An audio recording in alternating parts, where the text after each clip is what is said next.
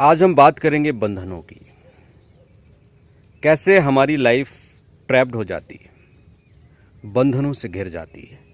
हालांकि मैंने पहले भी इस विषय पर एक बार चर्चा की है, लेकिन आज के दौर में आध्यात्म के दृष्टिकोण से यह चर्चा और भी उपयोगी साबित होगी, ऐसा मेरा मानना है। देखिए, बंधन कहाँ नहीं है।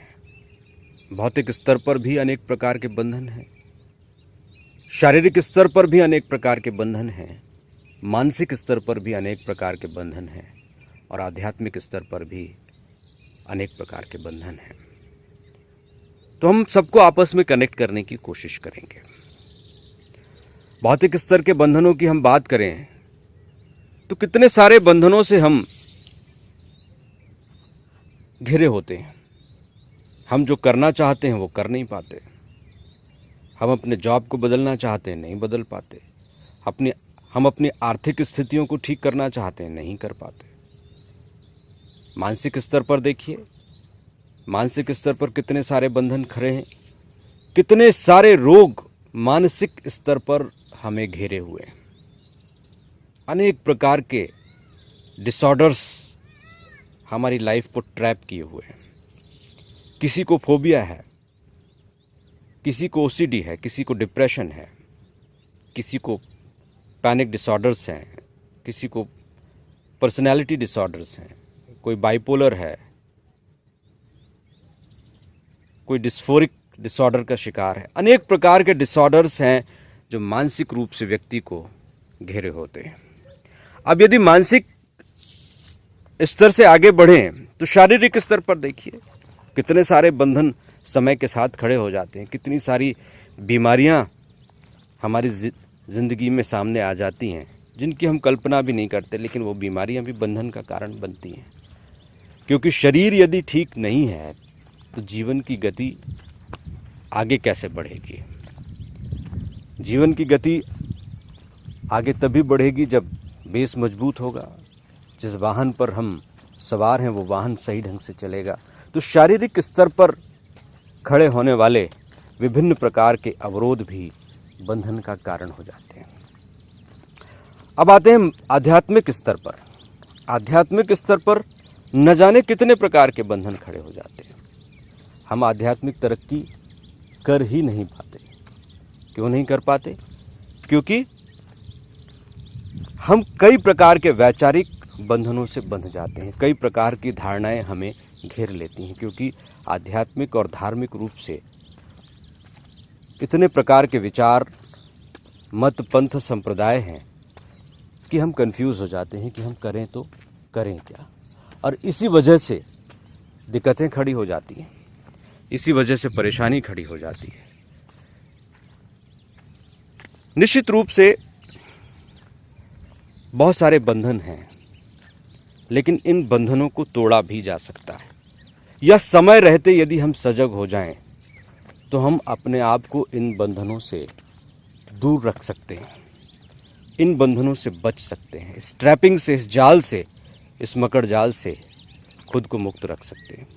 और ये बहुत ज़रूरी है। यदि हम अपने आप को मकड़ जाल से मुक्त नहीं कर पाए या मकड़ जाल में फंसने से नहीं बचा पाए तो जीवन गुलामी बन जाएगा। आध्यात्मिक दृष्टिकोण से बात करें, कल ही मैंने फेसबुक पर एक विचार फ्लोट किया था। अचानक मेरे स्मृति में एक बात आई कि गुरु और शिष्य, गुरु और चेले उन केकड़ों की तरह हो जाते हैं जो एक टोकरी में डले होते हैं। एक केकड़ा बाहर निकलने की कोशिश करता है तो दूसरा केकड़ा उसकी टांग खींच लेता है। गुरु को शिष्य चक्र से बाहर नहीं निकलने देते और शिष्यों को गुरु बाहर नहीं निकलने देता, क्योंकि गुरु शिष्य की मजबूरी है और शिष्य गुरु की मजबूरी है। दोनों एक दूसरे की टांग खींचने में लगे रहते हैं। बात थोड़ी सी अजीब लगेगी कि आखिर ऐसे कैसे संभव है। कैसे गुरु शिष्य की टांग खींच रहा है? गुरु तो मुक्ति का मार्ग दिखाता है, गुरु तो रास्ता दिखाता है, लेकिन वास्तव में क्या आज सभी गुरु अपने शिष्यों को रास्ता दिखा रहे हैं? कहीं ऐसा तो नहीं कि गुरु और शिष्य परंपरा बंधन का कारण बन गई, या कहीं ऐसा तो नहीं कि इस परंपरा का उपयोग करके कुछ असामाजिक तत्व, कुछ स्वार्थी तत्व इस फील्ड में आ गए और उन्होंने इस परंपरा का दोहन लोगों को ट्रैप करने के लिए शुरू किया। क्योंकि गुरु का काम है अज्ञान के अंधकार को हटाना। गुरु का काम लोगों को अज्ञान में धकेलना नहीं है। लेकिन हम देखते हैं कि आज कितने ही गुरु ऐसे हैं जो अपने शिष्यों को अज्ञान के अंधेरे में ले जा रहे हैं। उन गुरुओं ने भी कुछ गुरु बना लिए, बड़े बड़े नाम उन्होंने अख्तियार कर लिए हैं। किसी ने कबीर को पकड़ लिया, किसी ने नानक को पकड़ लिया, किसी ने दादू को पकड़ लिया। हर एक ने एक एक बड़े संत को पकड़ा और उस संत के वाक्यों को लेकर अनुयायी बनाने शुरू कर दिए। खुद को सबसे बड़ा शिष्य साबित किया और फिर खुद गुरु बन बैठा। भीड़ लगा ली। भीड़ तो लग गई, लेकिन उस भीड़ को आप मुक्ति तक कैसे पहुंचाओगे? क्योंकि आप स्वयं नहीं जानते कि वहां कैसे पहुंचा जाए। आप स्वयं मुक्त नहीं हैं। आपका हाथ ईश्वर ने नहीं पकड़ा। आपके अंदर की आंतरिक प्रेरणा जागृत नहीं हुई। आपके अंदर की गुरु रूपी रोशनी प्रकाशित नहीं है। फिर आप कैसे दूसरों के अज्ञान को दूर करेंगे? आप उनके अज्ञान में वृद्धि करेंगे, और यही बंधन का कारण होता है। हम सब किसी न किसी के अनुयायी बन जाते हैं, फॉलोअर। हमारा शौक है फॉलोअर बनना। आप देखेंगे कि इस दुनिया में कितने नेता हैं जिनके लाखों करोड़ों अंधभक्त हैं, उस नेता के लिए जान देने के लिए तैयार है। क्या है उस नेता में? क्यों आप जान देना चाहते हैं?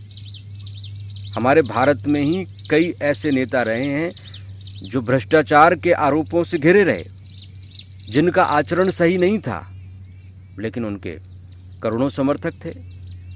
कई लोग तो अब इस दुनिया में नहीं हैं। तो ये मानव की प्रवृत्ति है, वो एक आसरा तलाश करता है। कोई राजनेता में आसरा ढूंढता है, कोई धार्मिक गुरु में आसरा ढूंढता है, कोई आध्यात्मिक गुरु में या अन्य किसी व्यक्ति में सहारा तलाश करता है। और इस सहारे की तलाश के कारण ही वो उसका गुलाम हो जाता है, उसका अनुयायी होकर धीरे धीरे मानसिक, धार्मिक और आध्यात्मिक दासता का शिकार हो जाता है। इन शिष्यों के कारण वो व्यक्ति जो इनको लीड कर रहा है, जो इनका गुरु है, जो इनका नेता है, वो भी गर्त में जाता है और ये भी गर्त में जाते हैं। बड़े बड़े विचारकों ने भी यही बात कही कि आप किसी सत्ता का, किसी पावर का, किसी गुरुत्व का अनुसरण न करें। ऐसी बात नहीं है कि मैं किसी गुरु परंपरा का विरोधी हूं, न ही मुझे किसी की आलोचना में रस लेना है, न ही किसी की आलोचना करके अपने आप को ज्ञानी सिद्ध करना है। निश्चित रूप से भारत में जो परंपराएं हैं, जो संस्कृति हैं, उनके अपने लक्ष्य हैं, उनके अपने उद्देश्य हैं, उनके अंदर अपनी परंपराएं हैं। लेकिन उन परंपराओं का दुरुपयोग करने वाले भी हैं, ये बात भी हमें ध्यान रखनी पड़ेगी। सबसे बड़ी बात यह है कि गुरु शिष्य परंपरा किसी को बंधन में डालने के लिए नहीं है। जो वास्तव में समर्थ गुरु है, जो वास्तव में आत्मज्ञानी पुरुष है, वो अपने शिष्य को कभी बंधन में नहीं डालता। वो अपने शिष्य के तमाम बंधनों को निकाल देता है। वो उस शिष्य को अपने आप से भी नहीं जोड़ता। न वो कभी कहता कि आप मेरे अंधभक्त बनो। हाँ ठीक है, आप मेरी बात सुनो, आप मेरी बात समझो, लेकिन आप मुझ में अटक कर न रह जाओ। वास्तविक गुरु का कार्य क्या है? वास्तविक गुरु का कार्य है अपने शिष्य की आंतरिक ज्योति को जागृत कर देना, उसके अंदर व्याप्त अंधेरे में एक ऐसी रोशनी की किरण प्रकट कर देना जिस किरण के सहारे वो आगे बढ़ता चला जाए और एक दिन सत्य के प्रकाश में सत्य के प्रकाश के जगत में पहुंच जाए। यही गुरु का काम है।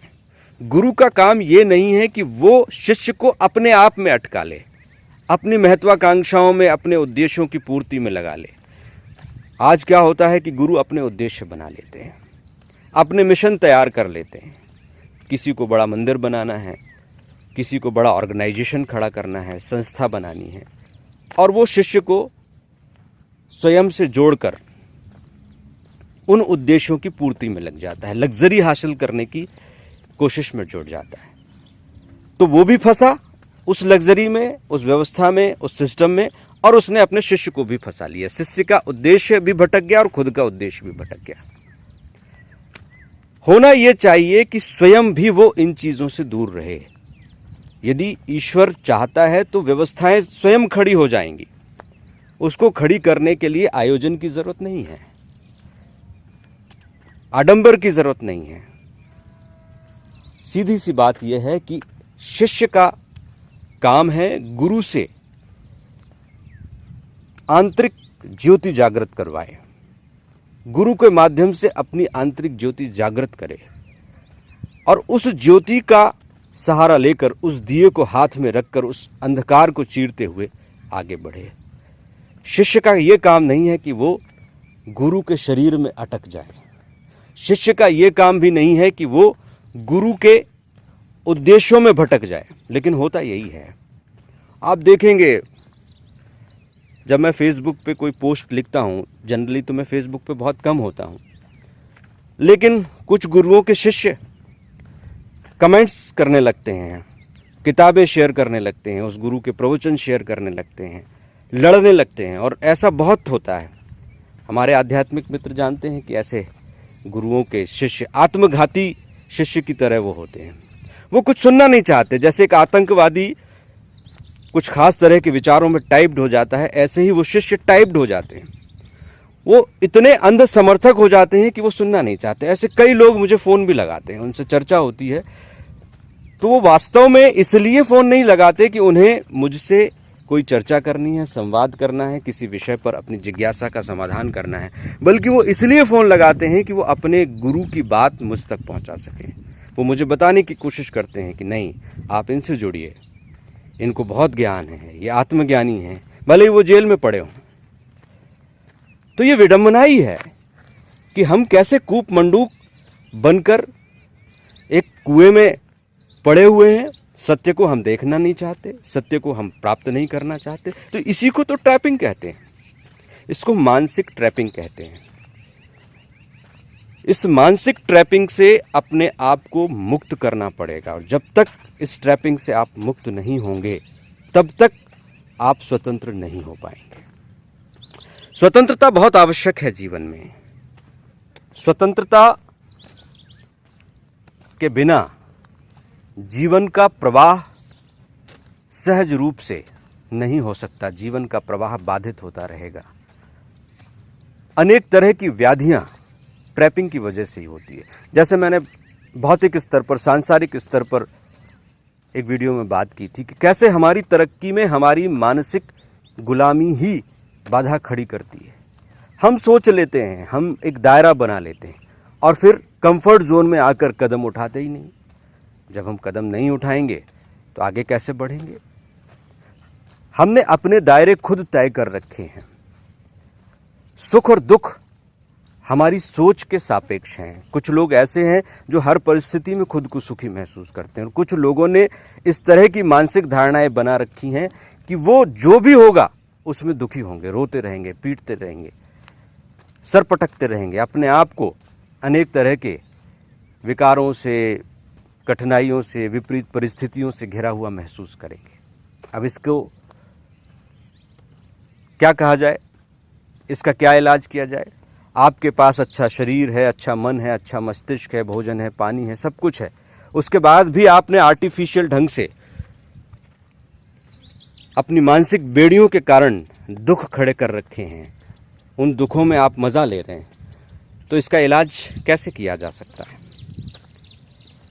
सीधी सी बात है कि हर स्तर की बेड़ियों से खुद को मुक्त करना पड़ेगा। अपने दृष्टिकोण को विकसित करने का तरीका यही है कि हम किसी भी प्रकार के विचार से, धारणा से, मत से, पंथ से, संप्रदाय से जुड़ने के बावजूद भी उसमें अंधश्रद्धा न रखें, उसको अंतिम सत्य न माने। बहुत अच्छी अच्छी व्यवस्थाएं इस देश में चल रही हैं, बहुत अच्छे अच्छे सिस्टम चल रहे हैं, आप उनसे जुड़ सकते हैं। आपको आनंद आता है, आपको सहजता लगती है, उन सिस्टम से आप जुड़िए, उन कस्टम्स से आप जुड़िए, उस कल्चर से आप जुड़िए, कोई बुराई नहीं।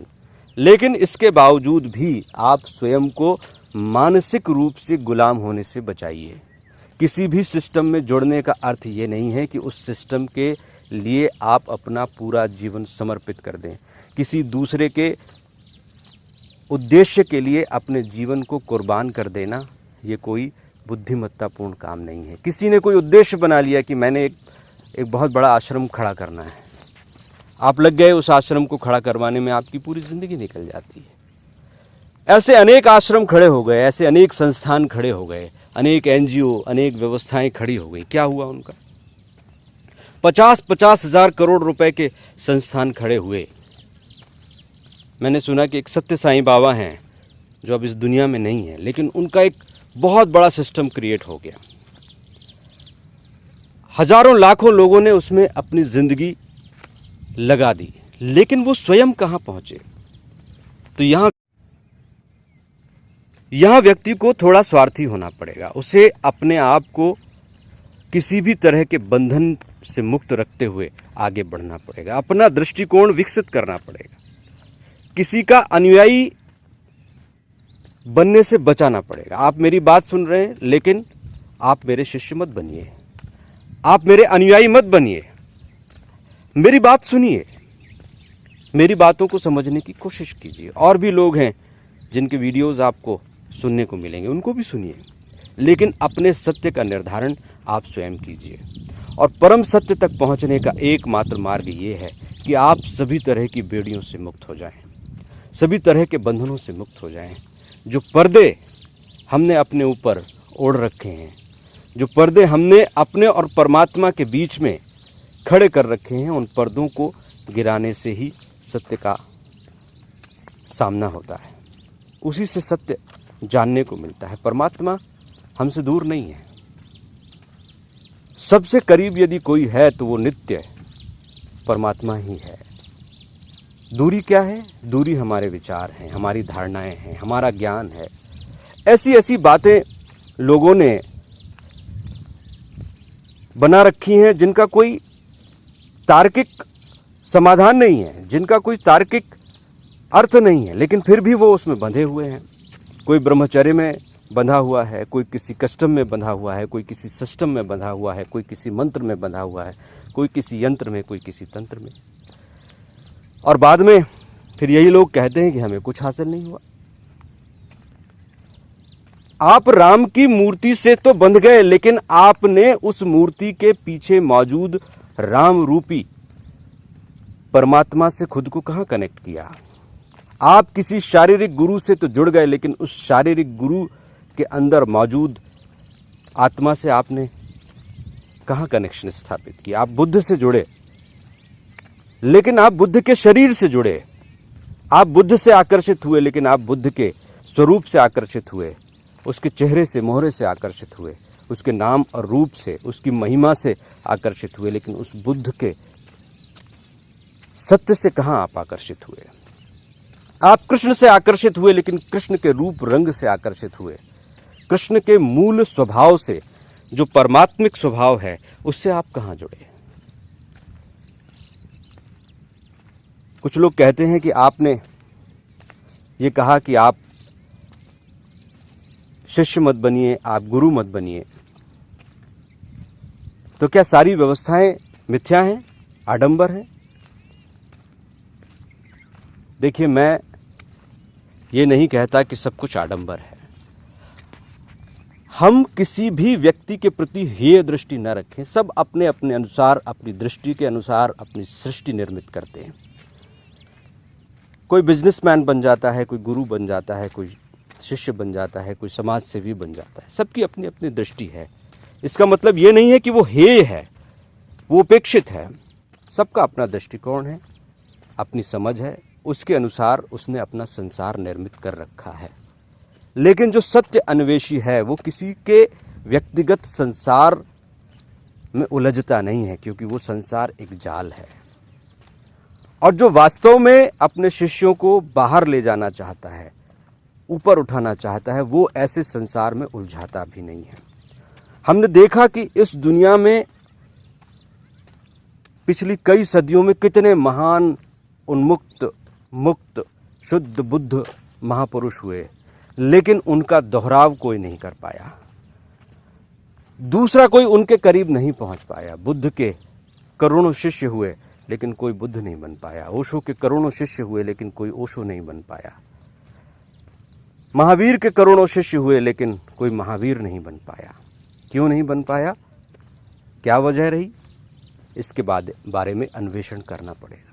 गलती महावीर में नहीं है। महावीर ने किसी को नहीं अटकाया, बुद्ध ने किसी को नहीं भटकाया, ओशो ने किसी को नहीं लटकाया। हम अटक गए, हम भटक गए। उन्होंने कहा कि आप अपने दीपक स्वयं बने। उन्होंने रास्ता दिखाया, उन्होंने रोशनी दिखाई। उस रोशनी के सहारे हमको आगे बढ़ना था, लेकिन हम उस रोशनी में ही अटक गए, उससे मोहित हो गए, और फिर बाद में वो रोशनी गायब हो गई, हम वहीं के वहीं खड़े रहे। यही बात है जो बार बार मैं कहता हूँ कि ना तो हम किसी सिस्टम के मत पंथ संप्रदाय के विरोधी बने, ना ही उसके इतने समर्थक बने कि हम अपना सत्य भूल जाएं, उस सत्य की यात्रा को बंद कर दें। जुड़िए, सबको समझिए। हर कस्टम में, रीति रिवाज में, देश काल परिस्थिति के अनुसार अच्छी अच्छी बातें जोड़ी गई हैं। देखिए, उनका आनंद लीजिए, उससे जीवन को सहज बनाइए, लेकिन बेड़ियों से हर हाल में मुक्त रहिए। उस केकड़े की तरह मत बनिए जो ना तो खुद निकलता है, ना किसी दूसरे को निकलने देता है। सबको मुक्त रखिए। ऐसे अनेक मुक्त गुरु हुए हैं संसार में, जिनके अंदर क्षमताएं थीं दूसरे गुरुओं के अंदर की आंतरिक ज्योति को जागृत करने की। और आज भी ऐसे अनेक गुरु हैं, लेकिन वो आडंबर खड़ा नहीं करते, वो किसी को शिष्य नहीं बनाते, क्योंकि शिष्य बनने में भी एक बंधन है और गुरु बनने में भी एक बंधन है। एक बालक की भांति प्रसाद ग्रहण कीजिए किसी महापुरुष से, और उस प्रसाद को लेकर उसका सेवन करके अपने आप को उस रास्ते पर बढ़ने के लिए ईश्वर को समर्पित कर दीजिए। इसी को पूर्ण योग कहते हैं। जब पूरी तरह से हम ईश्वरीय यंत्र बन जाते हैं, अपनी मानसिक धारणाओं को, बेड़ियों को त्याग देते हैं, तभी हम ईश्वर की इच्छा पर आगे बढ़ते हैं। फिर ईश्वर हमारे जीवन की कमान लेता है। आंतरिक रूप से, बाह्य रूप से, योग, ध्यान, साधना सब उसी ईश्वर के नेतृत्व में, उसी परमात्मा की ज्योति में संपादित होते हैं। इस विषय पर और भी बातें मैं करता रहूँगा। उम्मीद है आज की चर्चा से कुछ अच्छी बातें निकली होंगी। फिर भी आप अपना सत्य तलाश कीजिए, अपनी स्वयं की धारणा विकसित कीजिए, लेकिन उस धारणा को भी अंतिम सत्य मत मानिए, क्योंकि ये दुनिया सत्य और असत्य के पार है। ये दुनिया सत्य और असत्य में बटी हुई है, लेकिन इसके बावजूद भी इसका जो मूल स्रोत है वो दोनों से अलग है। शून्य में से -1 +1 निकलता है, उसमें सत्य भी होता है, असत्य भी होता है, पदार्थ भी होता है और प्रतिपदार्थ भी होता है। तो इन सब बातों पर विस्तार से हम चर्चा करते ही रहते हैं, आगे भी डिस्कशन करेंगे। आज इतना ही। बहुत बहुत